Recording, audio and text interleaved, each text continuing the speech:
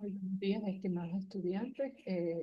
Este video viene con la finalidad de poder explicarles cuáles son los cuidados de enfermería en patologías renales de manera corta pero explícita con respecto a este tema, ¿sí? Las patologías renales representan un significativo desafío para la población humana, ¿verdad? O para el ser humano porque recordemos que el sistema renal es el regulador de múltiples funciones en el cuerpo, sobre todo lo que tiene que ver con el proceso de eliminación de las toxinas en nuestro organismo. ¿Sí? Entonces, para nosotros poder cumplir con estos procesos y con la regulación de el metabolismo dentro de nuestro organismo, debemos tener un buen funcionamiento renal. ¿Sí? Con esta presentación vamos a conocer brevemente, porque ya ustedes tienen un conocimiento anticipado de lo que es la anatomía y la fisiología del sistema renal. Vamos a conocer específicamente cuáles son las patologías que le pueden abordar o pueden existir en el sistema renal y cuáles son los cuidados que yo debo brindar en todo caso en estos pacientes para evitar complicaciones posteriores, ¿sí? O crear una estabilidad en el paciente. En un momento ya vamos a avanzar. Conocer superficialmente o hacer un pequeño repaso sobre los órganos y los componentes del sistema renal, ¿sí? O el sistema urinario también podemos colocarle, ¿no? El sistema renal está conformado por los dos riñones, ¿verdad? Eh, que generalmente tienen una forma de un, como un frijol, ¿sí? Y están encargados en este caso de formar la orina. Ya vamos a ver cómo ellos hacen ese proceso. Y las vías de transporte de esta orina que es producida a través de los riñones, como son los uréteres, ¿verdad? La vejiga urinaria que va a ser el depósito o donde se va a almacenar la orina para posteriormente ser eliminada a través de la uretra y el meato urinario en este caso, ¿sí?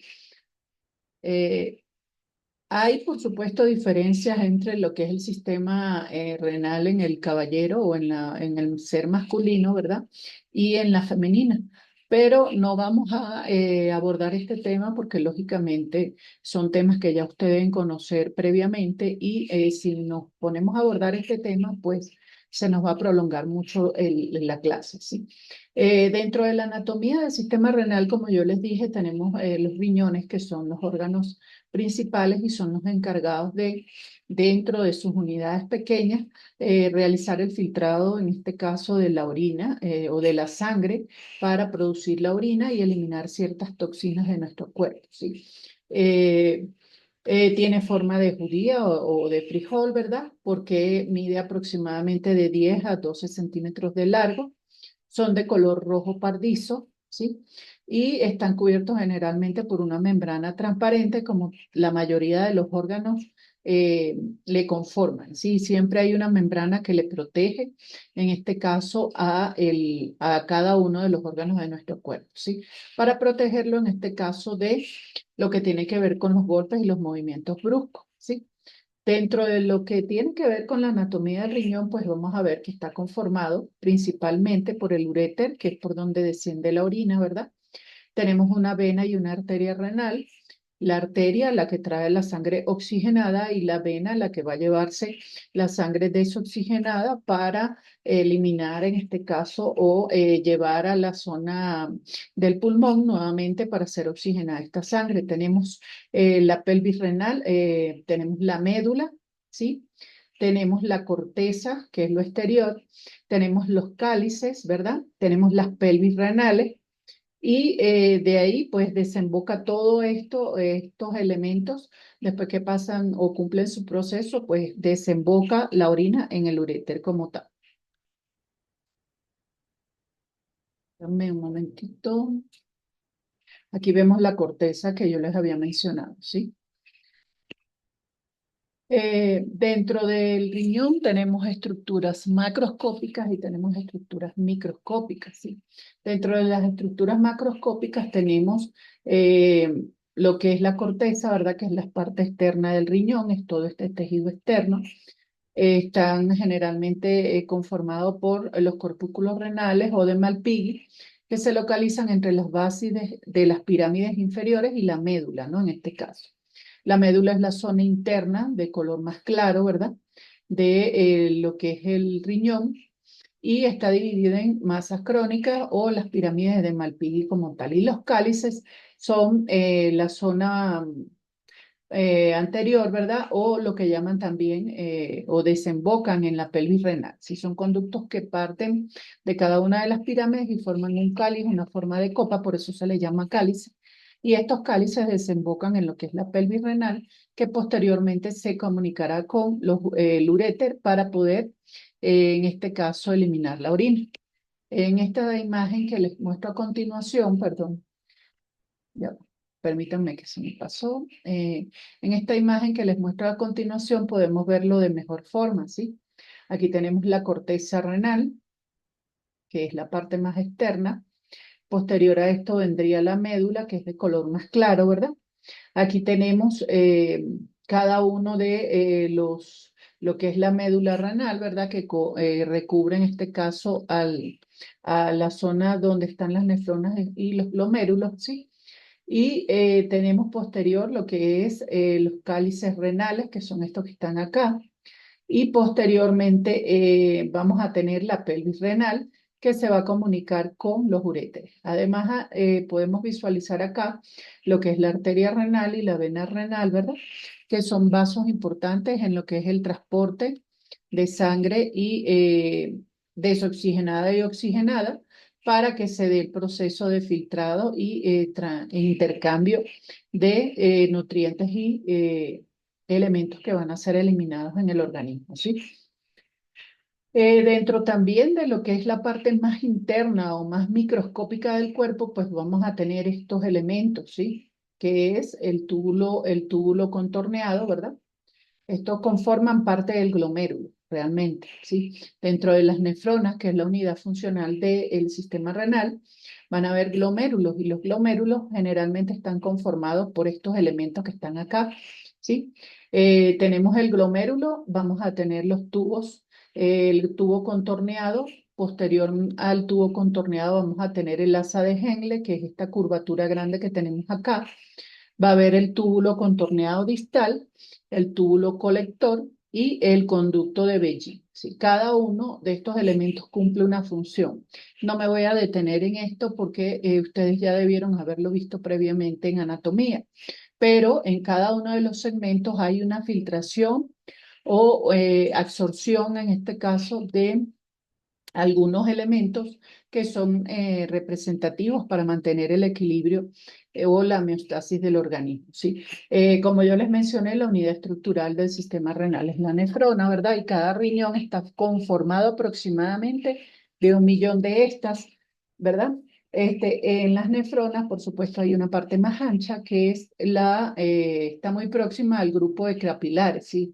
Es decir, es donde se van a comunicar tanto lo que son las venas y los capilares arteriales y venosos, ¿verdad?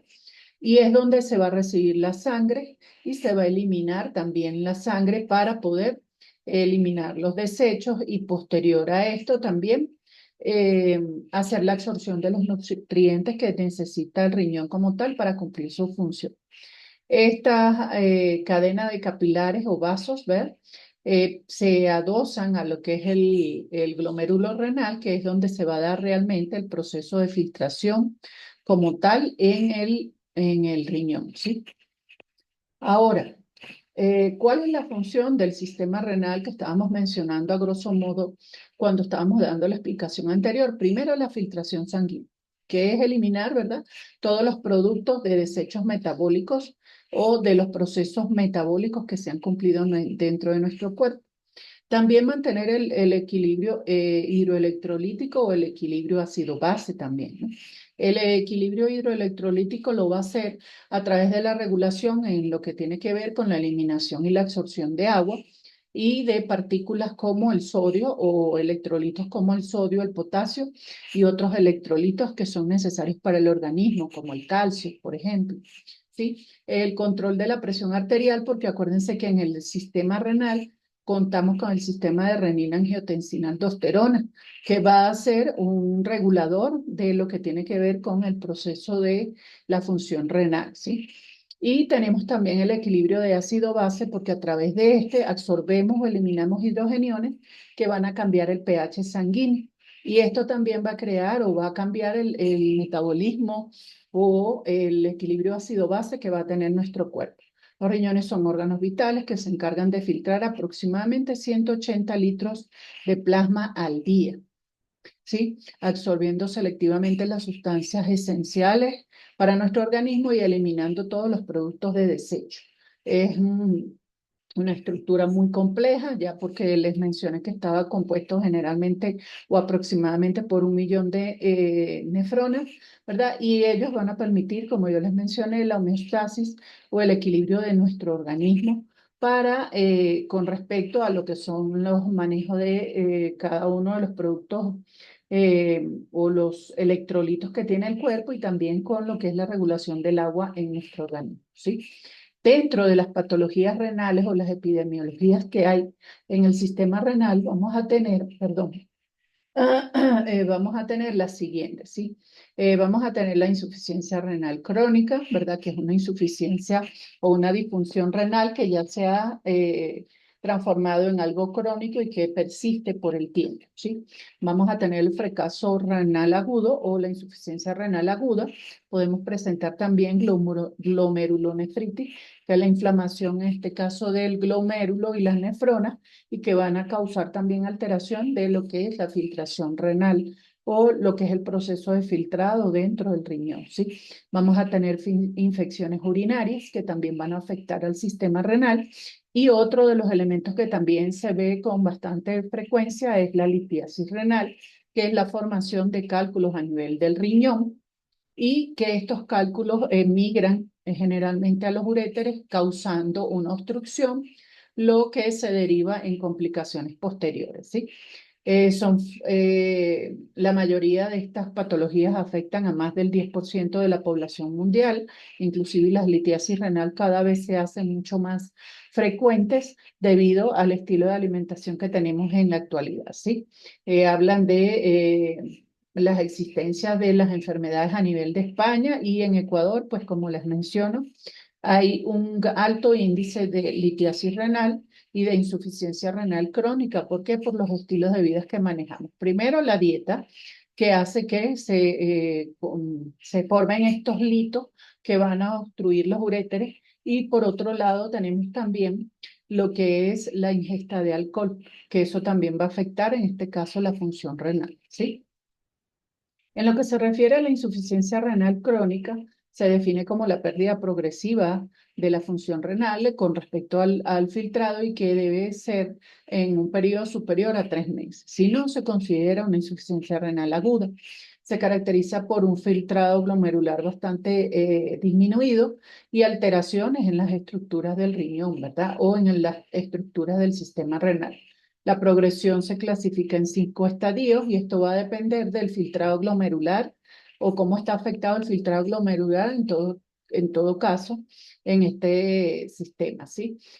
Por lo menos en el estadio 1 el filtrado glomerular es por debajo de 90 ml por minuto, causando un daño renal o una proteinuria. En el estadio 2 hay un filtrado glomerular entre 60 y 89 con un daño renal leve. En el 3 es de 30 a 59. Ya la insuficiencia renal es moderada. Ya es grave en el estadio 4 porque estamos entre 15 y 29 ml. Es decir, que el filtrado glomerular está bastante disminuido. Y el estadio 5, que es el fallo renal completo, que aquí entonces se procede a realizar diálisis peritoneal o diálisis o hemodiálisis, dependiendo de las condiciones del paciente, donde el filtrado glomerular está por debajo de 15 ml, ¿sí? ¿Cuáles son los factores que pueden llevar a una insuficiencia renal? Tenemos la diabetes mellitus, que es una de las principales causas, porque al suscitarse la filtración de moléculas grandes, como en este caso es la glucosa, va a causar daño de ese elemento que es el glomérulo, ¿verdad? Y va a haber una alteración del, eh, ¿Cómo es que es del filtrado glomerular? Va a haber un daño microvascular también, los daños microvasculares que se dan, es decir, las lesiones de esos pequeños vasos, también van a afectar la función renal normal y las nefropatías diabéticas, que es una de las que más afecta, ¿sí? La hipertensión arterial es la segunda causa más frecuente porque la hipertensión también va a crear alteraciones a nivel del sistema renal y por supuesto va a crear lesiones o daños que no pueden ser reparables en el riñón. Va a haber un daño vascular renal y también va a haber un nefroangioesclerosis, ¿sí? Es decir, va a haber un esclerosamiento de los vasos que están en la zona del riñón, ¿sí? También la glomerulonefritis, que es la inflamación del glomérulo, siempre y cuando se presenta, dice que representa el 15% de los casos y generalmente se dan por dos elementos, por los agentes infecciosos, es decir, cuando tenemos infecciones recurrentes del sistema renal, o cuando hay origen autoinmune, quiere decir que nuestro cuerpo desconoce el sistema renal como parte de nosotros y lo ataca. Y los factores hereditarios que también marcan un 10% de la población, y dentro de esto tenemos la poliquistosis renal, es decir, múltiples quistes o tumorcitos pequeños dentro del sistema renal, y también tenemos el síndrome de Alport, que es menos frecuente, pero que puede suceder, ¿sí? Cada uno de estos factores pues van a determinar o causar una insuficiencia. ¿Cuáles son las manifestaciones clínicas en insuficiencia renal crónica? Vamos a tener alteraciones hidroelectrolíticas que van a causar edemas periféricos, hipertensión arterial, va a haber una sobrecarga de volumen porque si hay alteraciones en los electrolitos puede haber absorción del agua y esto va a causar que se aumente el gasto cardíaco, puede haber una hiperpotasemia por absorción errada de lo que es el potasio. Dentro de las manifestaciones metabólicas va a haber acidosis porque puede haber una alteración en lo que es la captación de hidrogeniones, ¿sí? O la eliminación, el hiperparatiroidismo secundario, que también tiene que ver, la osteodistrofia, porque dentro del sistema renal también hay estimulantes de lo que tiene que ver con la formación de los osteocitos o las células que forman los huesitos, alteración del metabolismo del calcio y del fósforo, porque aquí también se eliminan estos elementos. Y dentro de las manifestaciones sistémicas vamos a tener también la anemia, que es uno de los elementos, porque aquí también dentro de las funciones del sistema renal también está la regulación de la conformación de células sanguíneas, fatiga y debilidad, prurito generalizado, desnutrición proteico-calórica por la eliminación de proteínas por la orina y alteraciones neurológicas debido a las toxinas que se mantienen en nuestro cuerpo. Las manifestaciones clínicas de nuestra insuficiencia renal, pues generalmente van a ir avanzando en forma progresiva, ¿verdad? Y pueden causar múltiples alteraciones en el paciente, ¿sí? Eh, Dentro de los diagnósticos, pues primero evaluar a través de laboratorio cómo está la función renal y esto lo vamos a hacer a través de un examen de uricreatinina, ¿verdad? Y también podemos hacer una evaluación del filtrado glomerular estimado, que eso es una fórmula que se emplea para nosotros garantizar o ver que el filtrado glomerular está dentro de los parámetros adecuados. Aclaramiento de la creatinina y el análisis de orina también que a través de la proteinuria y la albuminuria para determinar si hay excreción de las proteínas y la albúmina a través de la orina. Ver si hay sedimentación urinaria y el índice de proteína y creatinina que hay en la orina, que se hace generalmente en una orina de 24 horas, ¿sí? Pruebas de imagen que van a estudiar propiamente los riñones o lo que es el sistema renal como tal a través de una ecografía, una tomografía o una resonancia. Y también podemos hacer estudios anatomopatológicos, es decir, tomar una muestra del riñón y proceder a hacer un estudio de las células del riñón y ver cuál es el daño que se está presentando, ¿sí? Es importante que detectemos todos estos daños con anticipación, vigilar que el filtrado glomerular en todo momento no esté por debajo de 60, porque ya aquí estamos hablando de un cambio que puede ser representativo para la población. y nosotros somos partícipes de evaluar cuáles son las condiciones del paciente en cuanto a este tema y cómo puede avanzar el paciente de acuerdo a esta patología, ¿sí?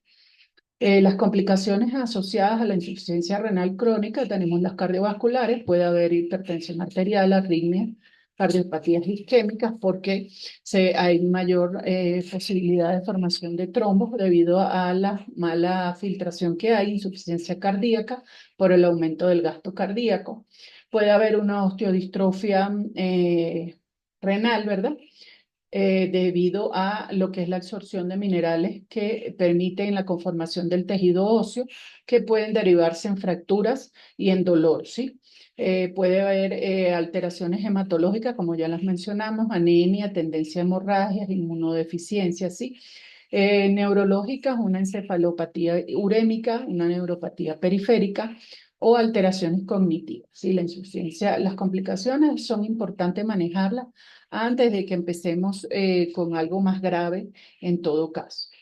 Los tratamientos generalmente van a depender de la alteración que haya en el paciente. Si tenemos cuadros de hipertensión, pues trabajamos con los IECA, que son los inhibidores de la enzima convertidora de angiotensina. Trabajamos con los ARA, que son nefroprotectores, beta bloqueantes, calcio antagonistas, diuréticos para bajar el gasto cardíaco como tal. Dentro del metabolismo óseo, pues la conformación de lo que tiene que ver los quelantes de fósforo, vitamina D y análogos, y también calcimétricos o tratamientos que van a ayudar a regular la absorción del calcio como tal. Agentes estimulantes, por ejemplo, en lo que es anemia, agentes estimulantes de la eritropoyesis, el hierro oral o intravenoso, ácido fólico y vitamina B12 que van a ayudar a regular este proceso. El abordaje farmacológico pues es muy complejo dependiendo de la afección o las repercusiones que se hayan derivado del daño renal. Y es importante hacerle un abordaje eh, rápido a estos pacientes. ¿Para qué? Para evitar que las complicaciones sean mayores. Nosotros tenemos que trabajar en el apego al tratamiento o recomendar los apegos al tratamiento, vigilar el apego del paciente al tratamiento y además de esto monitorizar todos los efectos secundarios de los mismos, ¿verdad? Educar al paciente sobre la importancia de esta medicación y comunicarse efectivamente para cumplir con cada uno de los parámetros que se debe cumplir, ¿sí? Dentro de las terapias de sustitución renal, en el caso de que haya un fallo renal grave, tenemos la hemodiálisis, que es el proceso de filtración, en este caso extracorpóreo, donde utilizamos una máquina o un dispositivo externo para que pueda hacer el filtrado, extraer la sangre, hacer el filtrado de todas las toxinas y vuelve a transfundir la sangre o a ingresar la sangre a nuestro cuerpo a través de una fístula que se hace arteriovenosa, que es donde se hace el intercambio de dichos elementos, ¿sí? Esto, por supuesto, puede ser de 3 a 4 sesiones semanales, que pueden llevar de 3 a 4 horas, va a depender del caso del paciente. Requiere, como les digo, una fístula arteriovenosa.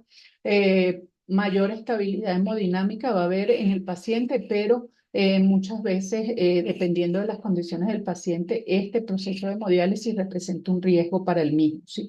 Y acuérdense que el extraer la sangre y volverla a ingresar a nuestro cuerpo también puede crear un trastorno. Y bueno, lo otro es ver si el paciente tiene la posibilidad de acudir a estos centros y poder costear algunos costos que están relacionados con esto. Tenemos también, que es la que realmente con la que se inicia en sus inicios en una insuficiencia renal crónica, que es la diálisis peritoneal, ¿verdad? Eh,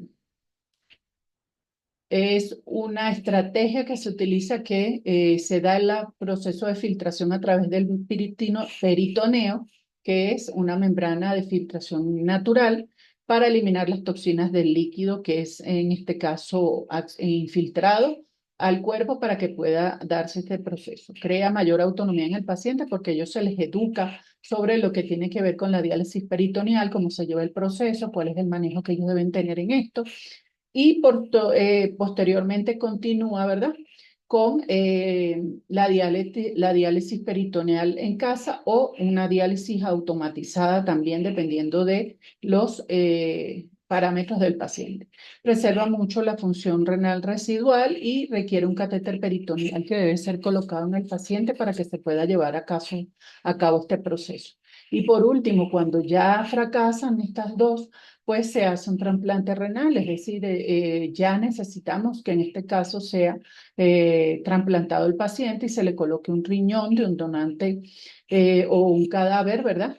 Vivo, un donante vivo o un cadáver, en este caso una persona fallecida, pues, ¿para qué? Para mejorar la calidad de vida, otorgar mayor supervivencia al paciente, requiere una inmunosupresión de por vida, es decir, el sistema inmunológico debe estar en índices bajos. ¿Por qué? Porque puede atacar a este elemento que fue trasplantado, limitar la disponibilidad de órganos perdón, la limitada disponibilidad de órganos, pues es un gran problema.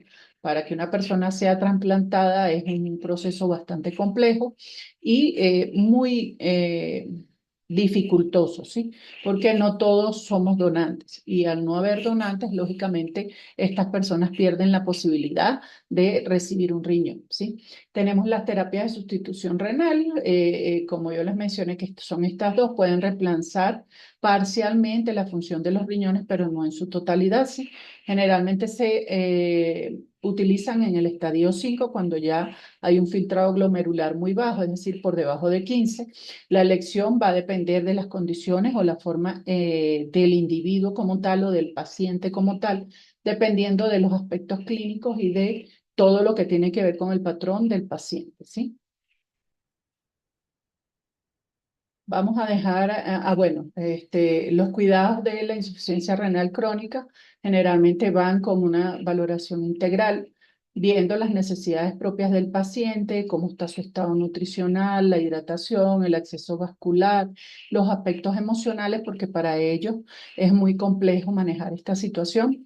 Vamos a monitorizar las constantes vitales y los parámetros que me van a decir si se está restituyendo de manera correcta la función renal o no y cuáles son los cambios a nivel de signos vitales y de condiciones del paciente que pueden generar un riesgo o una complicación. Una educación terapéutica con respecto a los tratamientos, a los procedimientos que se vayan a realizar con ellos para que ellos no presenten, en este caso, un rechazo al mismo. Apoyo psicosocial, ¿verdad? El acompañamiento en el proceso de adaptación de enfermedades crónicas, facilitando una estrategia de afrontamiento de esta situación, ¿sí? Nosotros somos indispensables en esta función para que todo se lleve con efectividad. Vamos a dejar hasta el momento esta clase y compartiremos en el siguiente video lo que tiene que ver con los fracasos renales agudos, ¿sí?